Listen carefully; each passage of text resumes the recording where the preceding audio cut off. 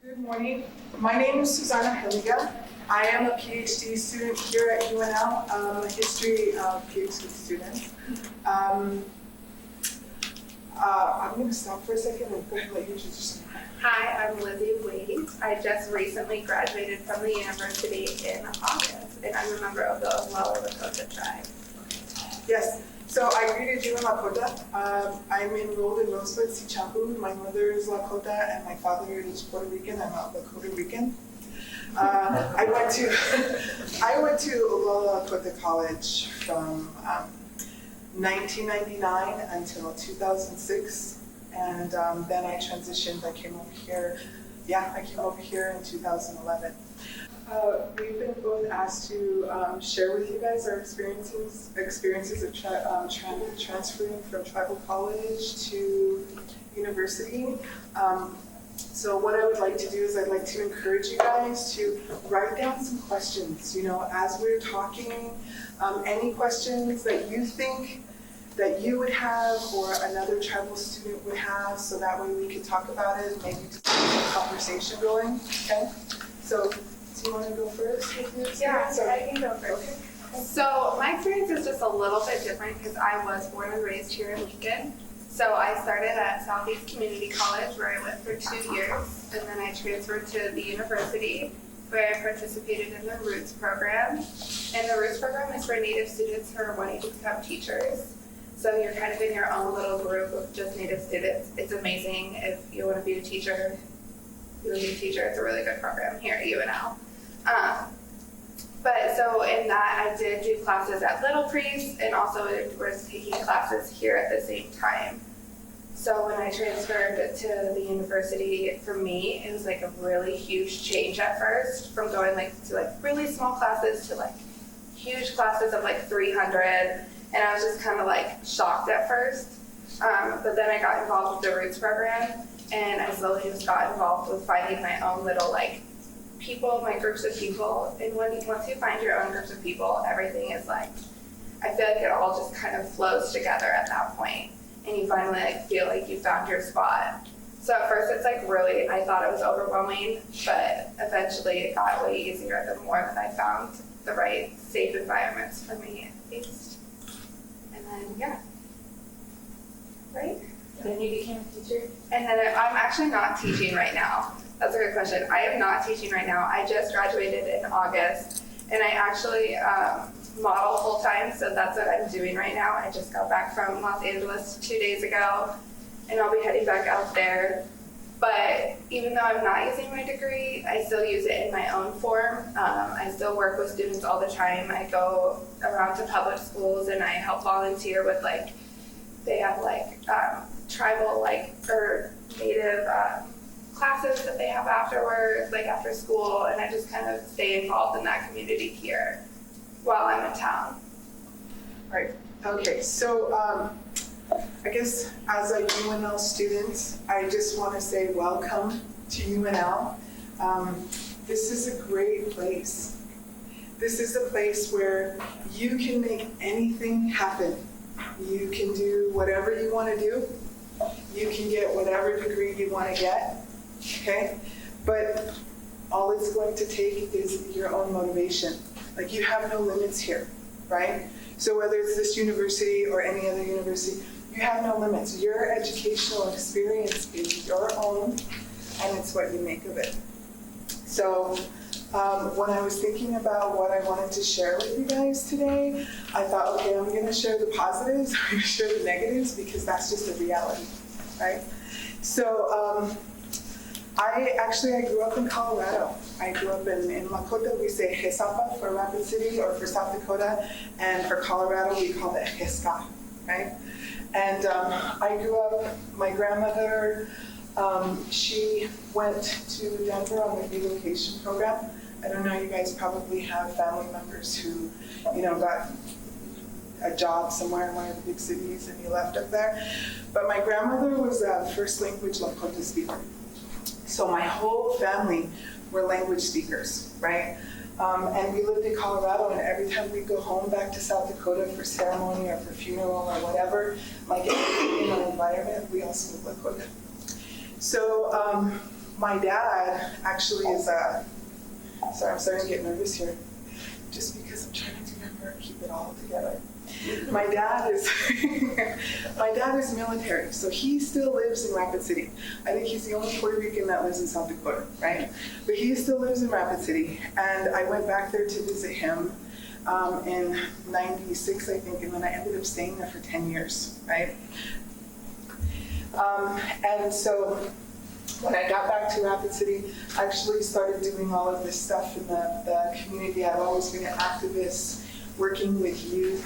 I actually started to go to school in Colorado, but then I stopped. I got married. My husband, he was from Pine Ridge, but he went into the Marine Corps and he left. And so in Rapid City, I don't know how it is in your guys' communities, but in Rapid City, they have this big push, right?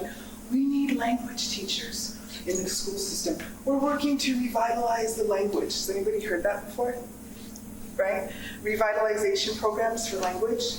And then they were like, we do. And so you had elders, they stepped up in Rapid City and they're like, yeah, we can teach Lakota. And then the schools are like, oh, sorry, wait a minute. You need to have some kind of degree, right? And I thought that was so insulting. It's so disrespectful considering what our elders went through with boarding schools, for schools to turn around and tell them, we want you to teach language, but we need to go back to school and get a degree that we're going to recognize and let you in the door, right? So I thought, okay, well, I'm a language speaker. I'll go in and I'll start off with a degree. So that's how I got into the Hisapa extension in Rapid City of Oglala Lakota College. And I learned how to read and write the language. Does anybody in here speak? Would be Omaha or Winnebago or Lakota or Dakota? Or in the process? Yeah, what do you? Huh? Or I'm taking a Dakota class. Really? At your college? Okay, nice. Did you raise your hand? Yeah, we do our Omaha language class at MATC. So Nice. not real fluent, but I do know a lot of words and stuff. That's fine. Just hang in there and keep going. Anybody else? Yes. I know a lot of words and phrases too. I'm not fluent though. Okay, that's fine. Are you taking classes? No, I'm learning about all of them. You are? But I do go to classes when I can. Okay. So I'm going to just do a little quick sidebar real quick. Are you learning Lakota? Dakota and Lakota. Okay. All right. There's the language, in the language world, there's books and material that are being sold by the Lakota Language Consortium. They're kind of camped out. They're like a Viking ship, and they kind of camped out at Standing Rock right now. They're from the University of Indiana, and what they've done is they've completely rewritten our language. And they came into Indian country. They started off in Pine Ridge and said, hey, we're a big academic institution, and you know what? We want to help you preserve your language, but we wanted to tell you that you've been writing it wrong, and you have the wrong material. So we're going to show you how to write with this stuff, and we're going to teach you how to write your own language because we're language experts, and so this is what we're going to do. So they have the money to sell all of this material, and so I guess they're called the Lakota Language Consortium, and they're kind of like, if you look at language materials, they're kind of like, their material is what you can buy. It's all over the place. So anyway, sorry about that, but while I was there at OLC, it looks like your typical reservation school, HUD structure. It's in Rapid City. Went there, got finished with my degree. I loved being in that environment. You know, there's nothing like when you get to school, you can smell coffee in the hallway. You know everybody. You can hear like things of your language, people speaking Lakota or whatever. And then I found out that they had a education program that was starting, kind of like Roots, where they were going to train teachers. So I thought, okay, well, I like school, so I'm gonna stay in school. So I stayed there, and I got my BS in elementary education. But I've always been about language revitalization and cultural preservation. So I thought, while I'm there, I'm gonna go ahead and I'm gonna get my Bachelor of Science in Native American Studies, and so that's what I did, okay? in our classrooms, like she was saying, they're kind of small. You know everybody. You know, my children were able to go in there during holidays and hang out with other people's children. We had politics. It was the best experience of my life, going to tribal college, right? Very warm. I don't know what your guys' colleges are like. Probably the same thing. I'm sure you know your counselors. You know everybody that you're working with. And so I was a teacher in the Rapid City school system. And then when you're a teacher and you're working in education, you go through these upgrades, these pay grades. And like, if you take extra classes on education, you start kind of traveling a tier to get paid more, you know, more once a month. So I went back to school, and I came here. And so here we go, my experience here as a Native American student. Right before I left Rapid City, right before I left South Dakota, I had my own son, and he had just turned 9. And then I was a foster mom to a little girl who was 6 years old through my tribe in Rosebud. And then I had just gotten my niece and nephew who were 3 and 4 years old. I got them and pulled them out of the social services system they belong to a cousin who I haven't seen in like 30 years. So when I got them in July 15, and I pulled into Lincoln with 4 little kids, all under the age of 9, all by myself, and I knew nobody here, right? In case anybody can relate to that. And so when I decided I wanted to go to graduate school, I applied to a couple of different colleges, and I got different financial aid packages with different colleges, but I got nothing from UNL. So but I needed to stay close here because it's close to home. It's the closest school to home outside of South Dakota.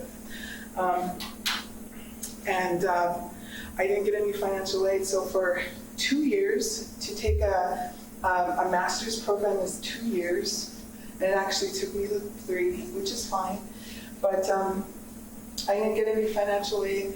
I had a cohort, so for 2 years, I had to use my own degree, right, and be a substitute in the schools here, right? So it kind of sucked because every morning at 6:30 in the morning, I'd get a call. So I never knew what school I was going to be at that day, what grade I was going to be working at, and what time I was getting off. I just needed to know that I had to start and finish between my kids. So it was frustrating for me within my cohort group, because I was going to school with people who had financial aid, and I see different people drop out, right? And so I thought, yeah, I'm still here. I could have used that financial aid, right? But I had to prove myself before being taken seriously.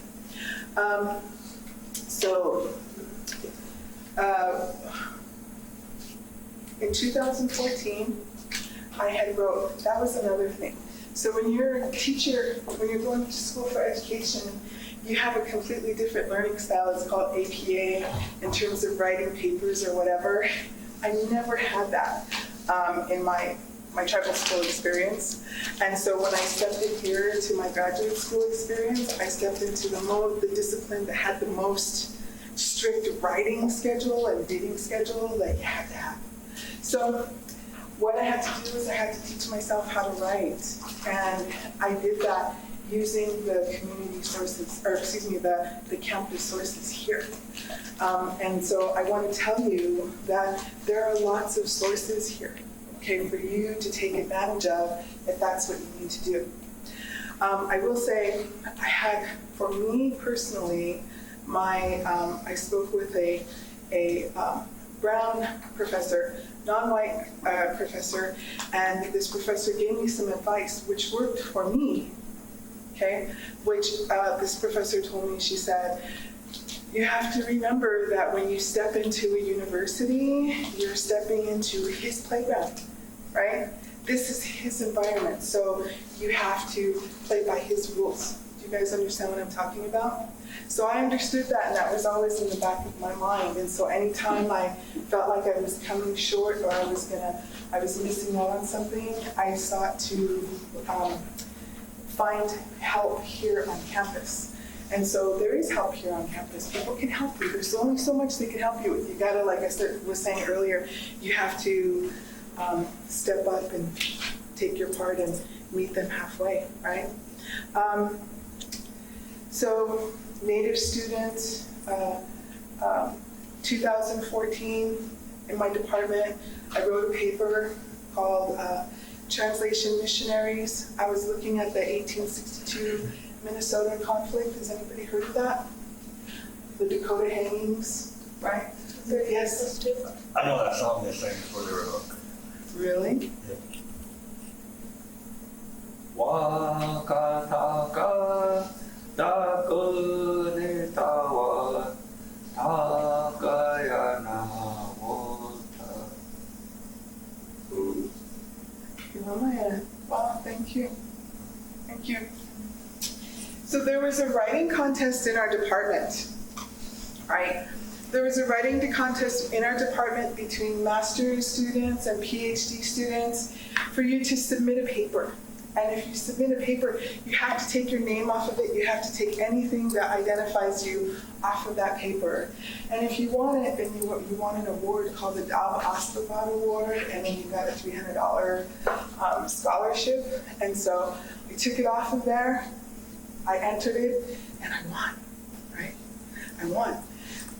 I was the only Native American student in my department. I actually hadn't come across many here on campus. They're here, right? But because I'm not a traditional student and I have children, like I'm never able to meet and get together with the student organization here or do anything like that. But, you know, so people are like, oh, well, you're a Native student. Students to win awards, and we need people to write about stuff like that. So I was like, oh, okay, wow.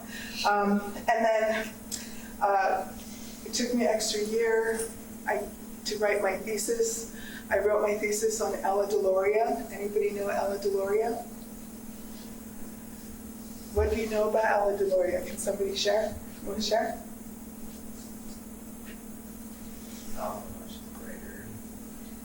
She was a writer. She wrote the book Water Lily. No, I know. Vine Deloria Jr., that's his aunt. Okay. Vine Deloria, who wrote all of this magnificent books, that's his sister. I know. Yeah. What? I know Vine Deloria. I don't know who this is. Okay, all right, yes. I just got done reading that book. You read Water Lily? Yeah, I just What got do you done reading. think about it? It's really interesting about how she talks about the history up to today. I never ever known any of that stuff until I read that book.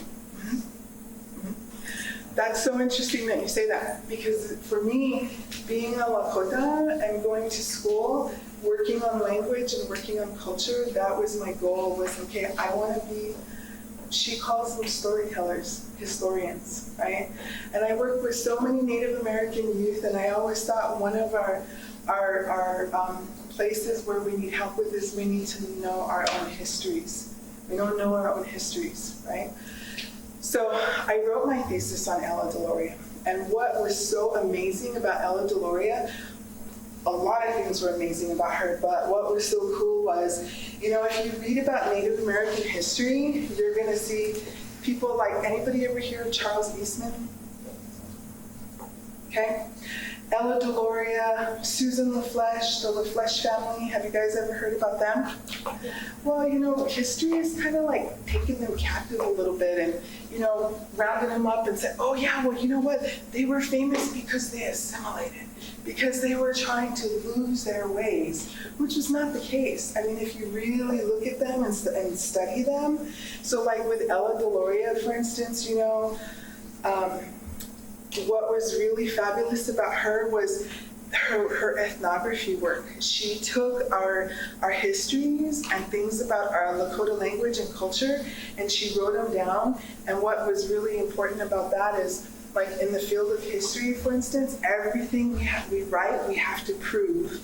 And a lot of times you hear people say, I can't use that because that's oral history. We can't use Native histories. Have you heard that before? Anybody else heard that? It's Native oral history, so it's non-legitimate. But what Ella did is she took that oral history and she wrote it down on paper through ethnography, and she turned it around so it's a source that we can use now, right? So, and then in 2015, my thesis got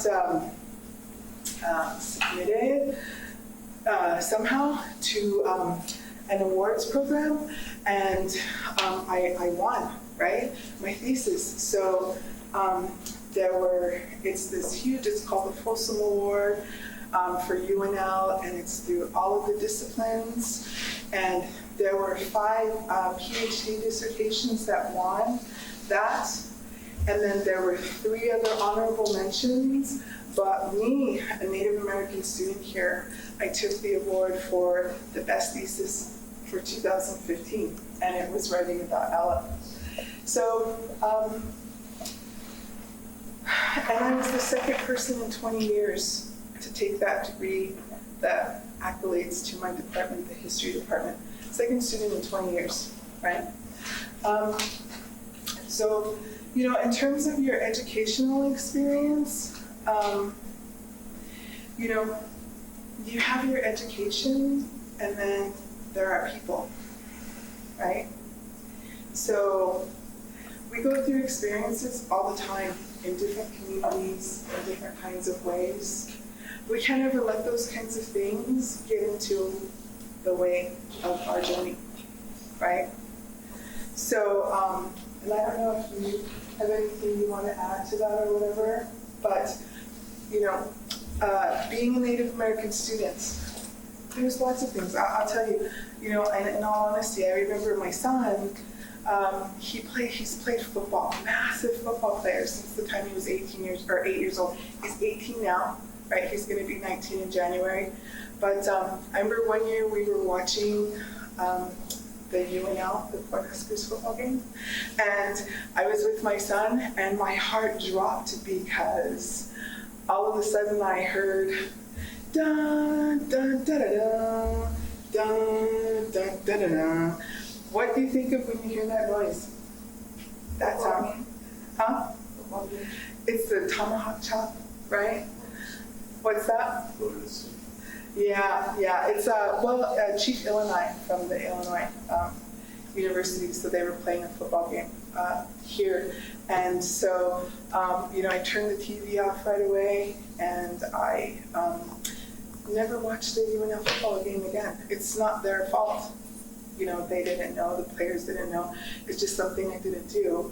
But, you know, that was like one instance that could have soured my opinion about school here, but it didn't. And, you know, a couple of different other things. And so the whole reason I'm sharing those things with you guys is because it's my reality as a Native American student here. And I also want to let you know that here, you're going to find some of your biggest allies too. So it's not just about if you come across a negative experience, if you experience some kind of, you know, racism or, you know, sensitive subject like that, that's never a reason to deter and say, okay, well, you know, I shouldn't be here, this place isn't for me. A positive thing too, well, I don't know if it's positive, but an experience of mine was, you know, in terms of finding allies, one of my best friends in my life, I met her here, okay? And she's non-Indian. And my school schedule was so crazy, right? And my kids' school schedules were so crazy, and I live far away from campus. And so one year for a semester, my oldest son, there was about 45 minutes between him and the time my other kids got off of school. So I'd pick him up from school, I'd race, speed across town, which you should never do. I'd run across campus, I'd go up the elevator, my friend would be sitting right there, I'd hand her my house key, I'd hand her my son, and then she'd leave and go speeding back across town to be there for my other kids to get out of school, right? I've come across many great people here, many great people. My advisor, best person in the world. There are Native American classes here if you're ever looking for Native American studies. The Roots program here, this program here, like I said, Writing Center. There's all kinds of stuff that if you ever need help with, and if you come here, this is, I mean, you're going to be able to find help. So I hope that kind of was clear. Yeah. I have something to add. I wanted to touch on what you said about having those, when you were watching the Husker football game and you experienced that song and you were like, that's it. You didn't want to watch it anymore. You definitely, I don't want to hide it from you guys because you will experience certain instances like that. I definitely have had my times in classes that there were times that I just felt so frustrated with the things that were being said that either I spoke up or I had to walk out of the classroom because I just needed to like control myself and like compose it, and it was hard to hear. But like Susana mentioned, like you find your greatest allies here. I have some amazing professors that I've met through the Roots program and just UNL in general that have been able to help talk like and walk through those things with me. And I've also had some Native students in my classes that me and them would like kind of like work together to like defend the things that people were saying, like this isn't right. And so I found some of my best friends as well. Some of them are Native, some of them aren't Native, and they just are there to definitely support you. And you have to remember that, and don't look at everybody as if they're going to be against you, because there are people that are going to work with you. And you just have to find those people that work with you and work for you. Yeah, when I applied for my Ph.D. program, the only place that I applied to was UNL. I didn't want to go anywhere else. After I went through everything I went through for 3 years, I mean, like the professors in my department, they weren't afraid to roll up their sleeves and just get into your program with you and just help you with whatever you needed to do. So I thought, okay, I'm going to need that help, and so I'm staying here, right? And I was like crossing my fingers. I hope they accept me. They're the only place I applied to, so if they don't accept me, I'm in trouble, right? Anything else you want to add to that? Questions? Yeah, if you guys have any questions regarding anything, whether it be transferring from to your college to college, or just anything about our experiences in general, please feel free to ask. Yes. So are you still working or no? Here, yes. So I am in my last year of my Ph.D. program. So my master's thesis, I wrote about Deloria, and my Ph.D. dissertation, I'm writing on Susan the Flesche. So my main focus is kind of, I guess you could say, decolonizing Native American histories and pulling our strong histories out and writing about them. That's my goal, and so I'm doing that. And then also for my job here, I was teaching for 2 years. I was teaching Introduction to Ethnic Studies for 2 years, excuse me. And this year, actually, I'm working with, we have a project here on campus. So that's another thing I'd like to be able to share with you guys, or like Native American sources here on campus. I don't know if anybody's done that with you guys yet, but I work with, it's called the Genoa Digital History Project. And what that is in Genoa, Nebraska, there used to be a Genoa Indian school. It was a boarding school. And so what our project did is we went to Kansas City, and now we're going to Denver, and we're just, and they already picked up some archives in DC. And what it is that we're just trying to gather all of those different documents and different archives and bring them in one place and have them available for people, for the descendants of people who went to these boarding schools. So my official title is a tribal liaison and outreach coordinator. And so what I've done is I've gotten a hold of tribes, work with the preservation historic officers to say, here, we've got these archives. available, and now we're getting them all into this one system called MOOC or 2, and then we're going to post it online, and those are available if anybody wants to ever use them for research. So I've been working with boarding schools, and Native history is hard. It is hard and it's painful, and I think when I wrote my master's thesis, I think for probably over a year, I must have cried every night just because it's so painful, right?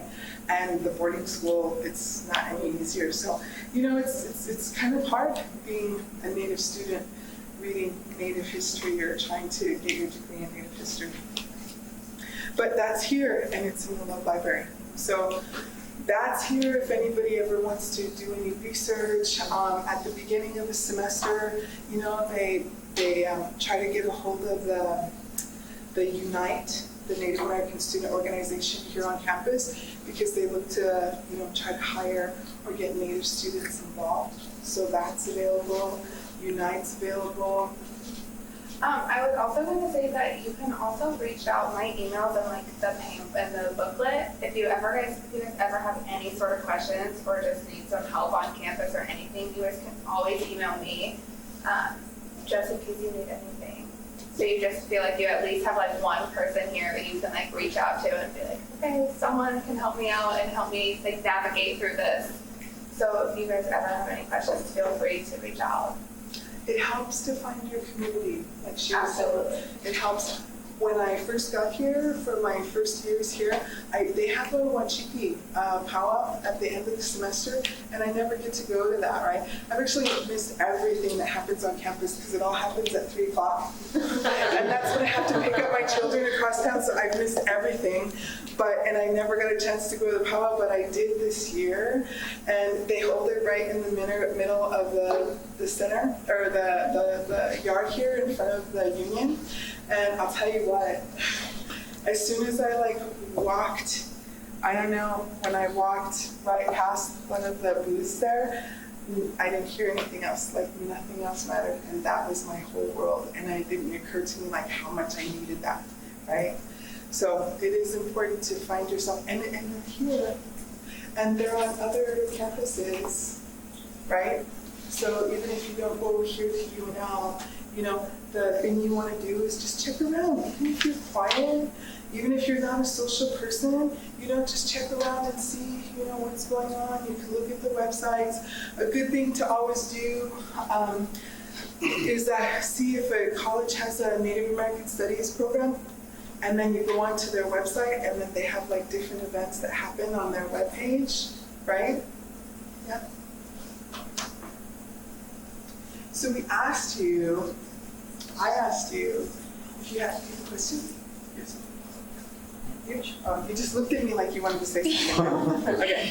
So I asked if you guys could maybe think of some questions that you think people might have for Native students who are here or just graduated. Yes? I just wanted to mention that I love studying history too. And I kind of study almost every day. Really? Yeah. Okay. What? Is it Native history? Yeah. Okay. Who are you studying? Just the history of the Dakota and Lakota and what happened to them, how they ended up where they are now. Mm-hmm. And after 1862? Yeah.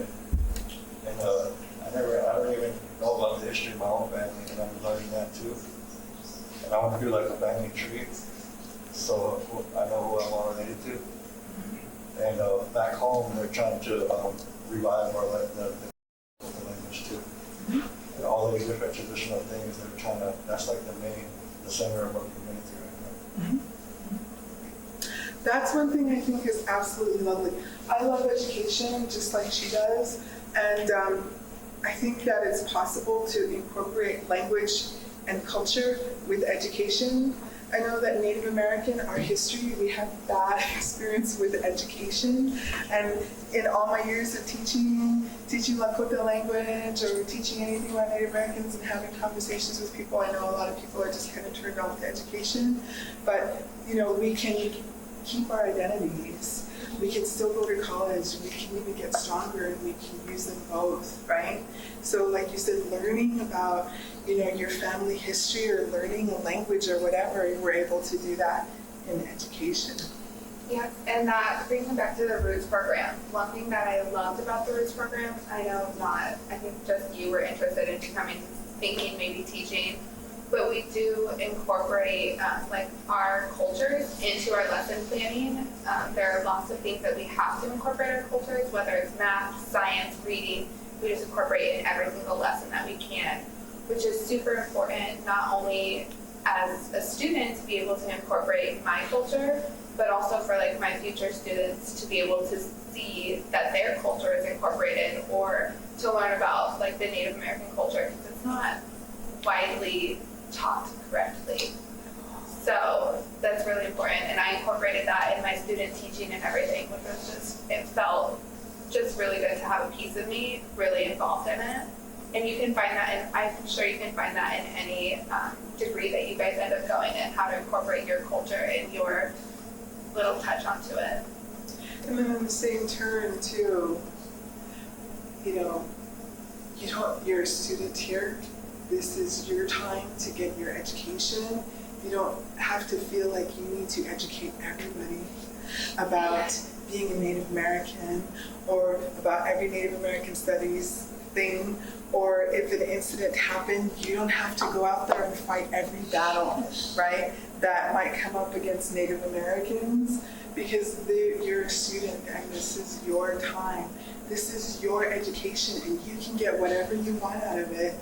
You're going to get out of it what you put into it, right? No matter what school you go to. And if you want it, it's yours. And you can do whatever you want to do with it. Don't forget that. You don't have to fight everything. I love that, because sometimes it can feel like a never-ending battle, and it's not always worth your energy. That's super important.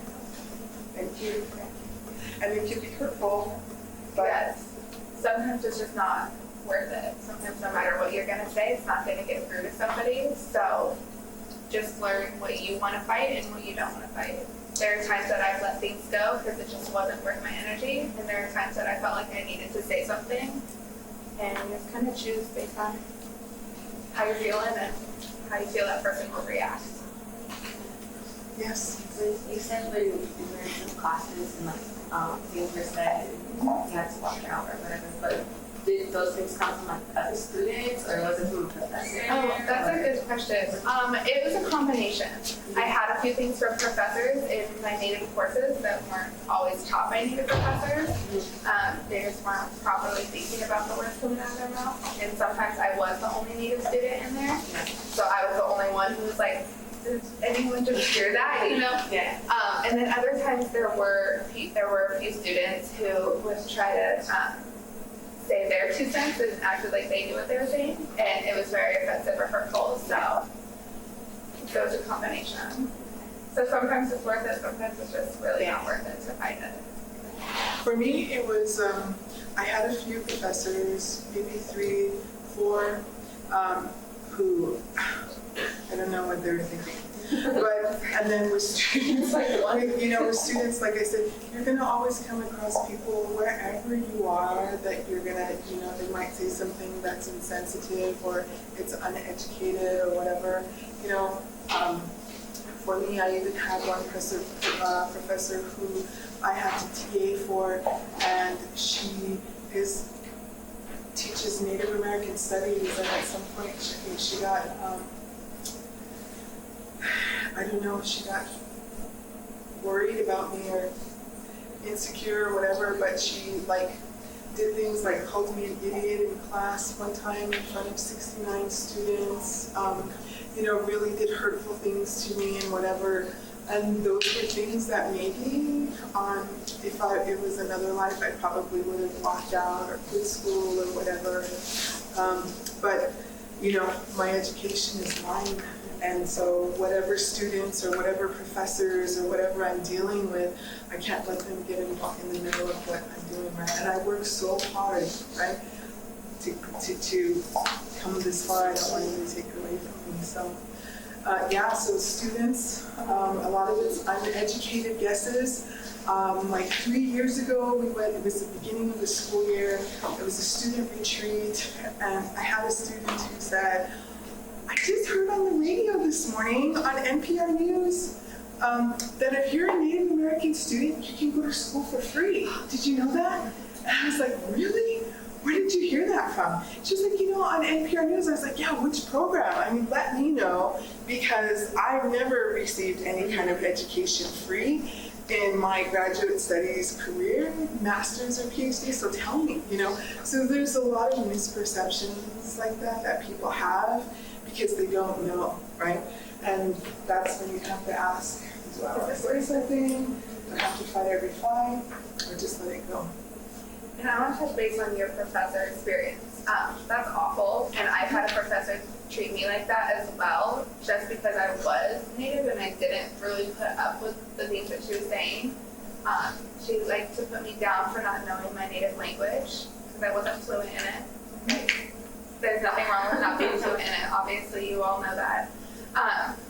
But in that situation, I felt so kind of defeated. I was like, I don't know what to do. Like, she's a person in power. It's so difficult to figure out how to work through this. So I was like, she's also in charge of my grade. I need to pass and graduate.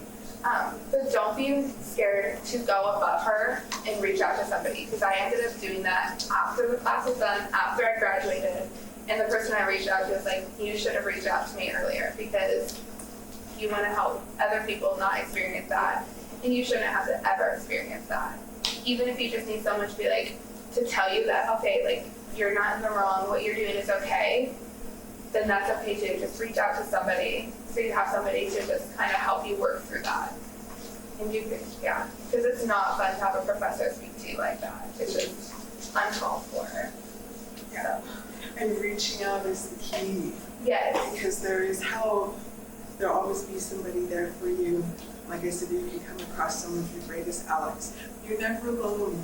So don't ever feel like you're alone. Even though you leave, for me, going to OLC, that was my family. That was the best experience I've ever experienced in my life. Here's a completely different environment, but when I needed the help or I reached out to somebody, there was always somebody on the other side. Or whatever. Any more questions? How long did it take you guys to write your thesis? Write my thesis? Yeah. For me, history is insane. It's completely different.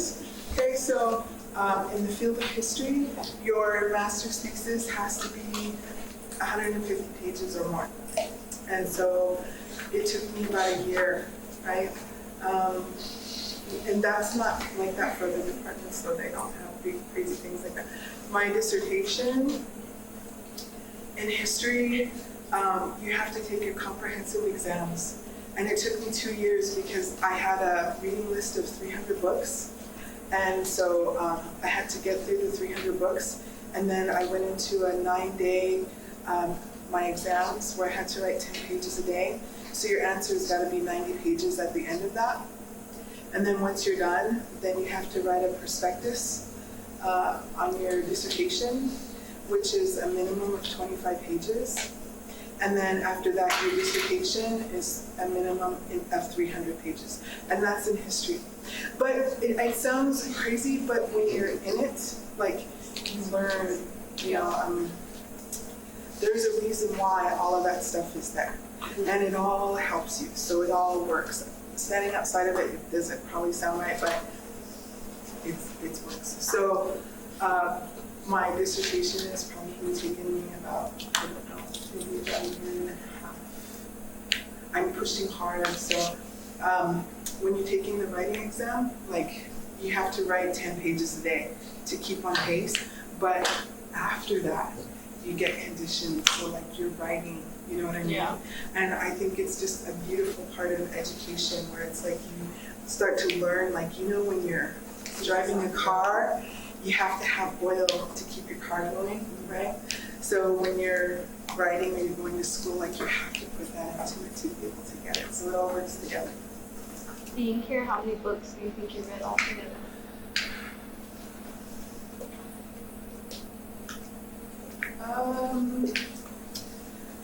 Well, and this is just history. This is not anything else. So in history for graduate school, every class you probably get about 17 books. Anywhere maybe from 12 to 17 books. So basically like every week you're covering a different book. But like the first day, first couple of weeks, you're sitting in these history classes and these professors are holding these huge books. Can I touch this?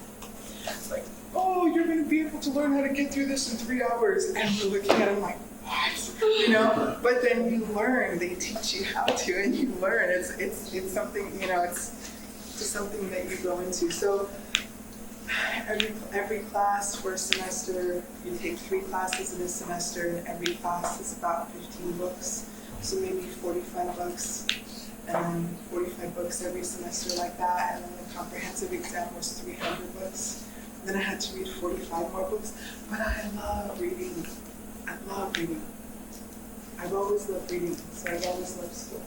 I did not have anywhere near that many books to read. I love reading too, though. So a lot of my classes were focused on like Native literature. I did Native women's writers class. We did like how to teach like reading and writing to students, and so we had tons of like Native literature to read. But it was like maybe like 5 books a class for those courses, but I didn't have, those weren't all my courses. I had lots of math courses, so probably like 5 to 10 books a semester, so a lot less. But they were also still like amazing books to read. So. And undergraduate. Graduate is yes, more I'm intense. undergrad too, so it's way less intense, definitely. Speaking of Native American literature here, there's a professor here, his name is Tom Gannon, and he teaches Native American literature, and he is half Lakota. He's amazing. He has my Native women's writers class. Yeah, I love that guy. He's amazing. And he's in the English department, and he teaches, so he'd be a good one. In the Native American, or in the history department, Dr. Hiddle, Margaret Hiddle, she's one of the speakers here.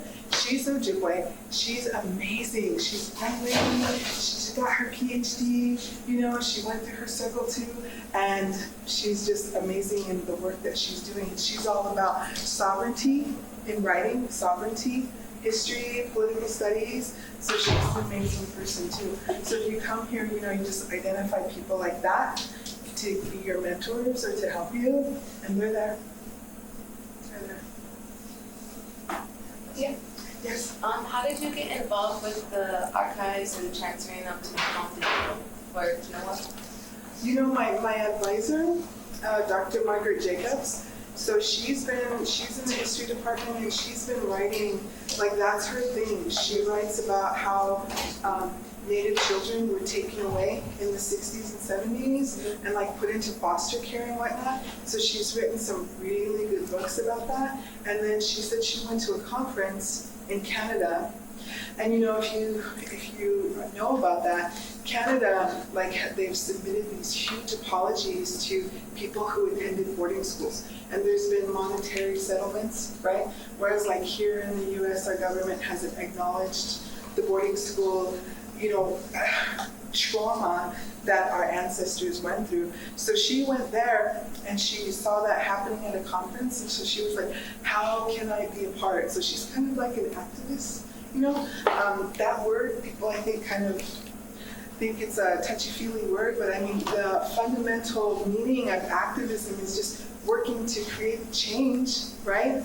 So there's nothing wrong with that. So she was wanting to create some change, to just try to see what we could do. So her thing was that she wanted to find all of these archives that are scattered and they're so academic and up in universities, and put them in a place and make them user-friendly so that anybody can access them. So she's my advisor. She's the one who got it started, and they were hiring, like I said, that position, they work to hire graduate students and undergraduate students, and so there's only like, I think Dr. Grenier here was saying, when I met him a couple weeks ago, he was like, I think there's 4 Native graduate students here on campus, but one of them like left. Was that?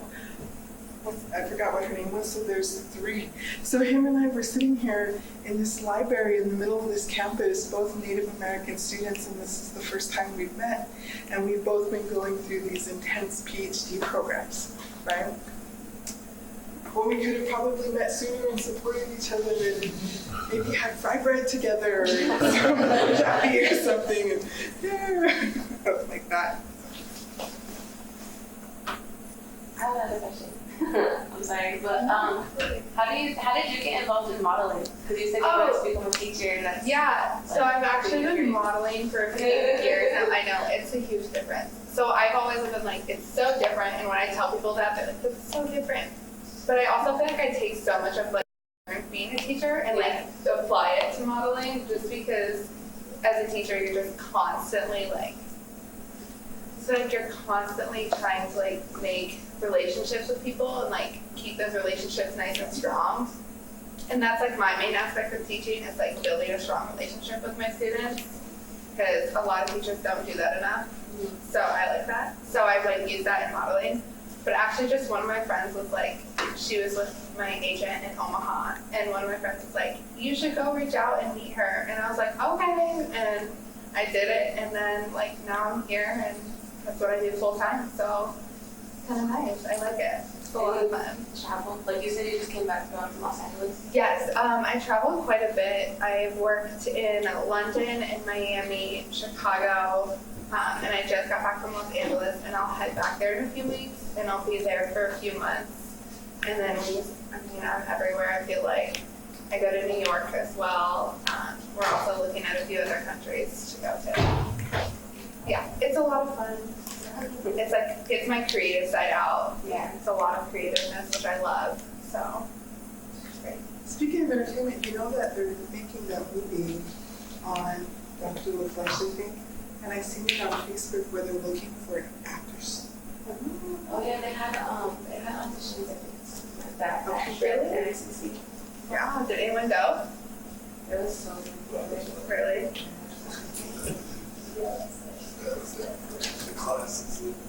I have a funny story for you. So you guys ever know of the movie Hidalgo? That's a funny story. Hidalgo.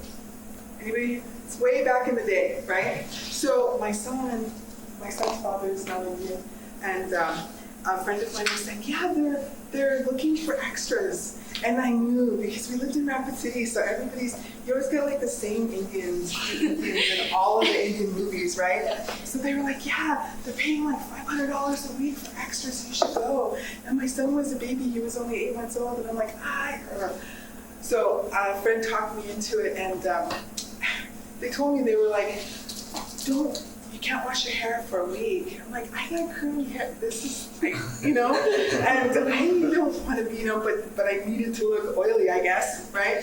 And yeah, oily, greasy, right? And so then my son's dad at the time, he was like, I want to go. But he had to work, and so we went there to the Alex Johnson hotels, and it was so odd because we had all of the Native American people wanting to do extras lined up on one side, and all the non-Indian people lined up to do, and they were doing extras like being the soldiers and whatever, and we're all just kind of looking at each other there. But so they're like, yeah, you can go ahead and do that, and so they had a trailer in the street, and they were like burlap sack looking clothes, right? And I said, so what is it I'm going to be doing? And they said, it's during the Wounded Knee scene, and you guys will be running, and then you'll fall. And it hit me just in my heart. I was like, what? You want me to play like I'm getting killed with my child and wounded? I couldn't do it. I was like, thank you, but no thank you, I can't do that. And then later my son's dad was like, did you go? Did you get it? And I was like, yeah. He was like, I want to do it. I said, no, do you know how sick that would be? Like, you'd be dressed up as a soldier, and I'd be dressed up as an extra, and you'd be probably the one to shoot me and our son. No, that's twisted. No. Would you ever consider writing your own book? I'm hoping to. Thank you for asking. I'm hoping to. When you're a PhD student, in order to go and get jobs, a professor job, You know, they say that they want you to have things in process in place. So you want to at least be published 3 times from different journals, academic journals, right? And if you get your dissertation and it gets picked up by one of the university presses, like Nebraska, University of Nebraska, University of Minnesota, University of Oklahoma, those are the main university. Oh, and North Carolina, Chapel Hill. Those are the main academic presses in this country that publish Native American history books, right? So if you get your dissertation picked up by a press and you know that you're getting a book published and you go and you apply for a job, you know, it's like you're the top of the food chain right there, right? Yeah, but I would like to. I'd like to. Thank you. So there's a gentleman by the name of Kevin Aberesk, and he also works with my supervisor who does the Genoa project. They're also doing oral histories, and he also is, he's got his own Facebook page that does, I think, Indians.com, ndnz.com, but he's a journalist, and he's doing lots of stuff, and he lives here in the community, and his name is Kevin Aberesk. So if you wanted to, you know, find somebody who can give you some information or some guidance, he would be a good one to do. Yeah, you want to look him up. And then you look so interested in history, and I love it. And I want to, you know, give you my card. If anybody wants, I can give you my card. I'm always willing to help. But I'd like to make sure that you get hooked up with Dr. Margaret Hiddle and introduce with her, because like I said, she's Native American history too. Yeah, well, one of the things I learned from learning history was I came across a newspaper one day. There was this elderly Lakota. He was friends with Tom Brokaw, that famous news broadcaster. And they're from South Dakota. And he went on the hill for 4 days before National Parade. Tom Brokaw did? No, just Okay. Dakota elderly. Okay. Yeah. On the 4th night, he thought that he wasn't going to receive a vision or something. And then Crazy Horses anymore came to him, and another chief, I forget his name, but they told him to tell the people to get their education. And he's the one that started doing it. Nice. Yeah. Which you said you're involved in? Or you're going to get back involved in? Yes, education. We can incorporate both, but we have to make a choice. So, I guess I got one question. Sure. If I was to go to school here, would I be able to like pray and swear watch someone? Well, so you can get here and on this campus in ethnic studies, you can get a minor in Native American studies, right? In Omaha, you can get a bachelor's in Native American studies. They have Native American studies departments there, right? Here, the Indian Center isn't running that I'm aware of. I'm not sure, but they do have the sweat lodge there, and they have people who get together and meet, and they meet there for sweat lodge, or else they've got there's another place in the community that I know that they do that too. Yes, I just found that someone just started a whole, bought some land and have their own place to do a sweat ceremony. So again, you can email me and I can give you their information. So there's definitely places to incorporate that here. Absolutely.